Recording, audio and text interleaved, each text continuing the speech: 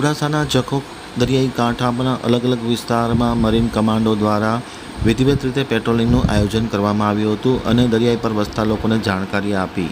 હવે જોઈએ નલિયા આમતક ન્યૂઝ બ્યુરોનો એક વિસ્તૃત અહેવાલ. મરીન ટાસ્ક ફોર્સના એડીજીપી અમિત વિશ્વકર્મા તેમજ આઈજીપી પીએલ માલ અને એસપી એસજે પરમાર નાઓએ માર્ગદર્શન હેઠળ સમગ્ર રાજ્યમાં દરિયા કિનારા વિસ્તારમાં તકેદારીના ભાગરૂપે સમગ્ર ગુજરાત રાજ્યમાં દરિયાકાંઠે સઘન કોસ્ટલ પેટ્રોલિંગ કરવાની સૂચના આપેલી હતી. જેના અનુસંધાને marine task force Mandvi sector દ્વારા તારીખ 20 ફેબ્રુઆરીના રોજ માંડવી સેક્ટરના સમગ્ર અધિકારીઓ અને મરીન કમાન્ડો ટીમ દ્વારા ધોલુપીરના દરિયાઈ વિસ્તારથી બાડાનાળા સુધી દરિયાઈ વિસ્તારમાં સઘન કોસ્ટલ પેટ્રોલિંગનું આયોજન કરવામાં આવ્યું હતું. વિવિધ વિસ્તારોમાં સઘન ચેકિંગ કરવામાં આવ્યું હતું અને કોઈપણ સંદિગ્ધ વસ્તુ જણાય તો ગ્રામ્યજનોને અપીલ કરી હતી કે તાત્કાલિક અસરથી નજીકના પોલીસ સ્ટેશન પર જાણ કરવાનો અનુરોધ કરવામાં આવ્યો હતો.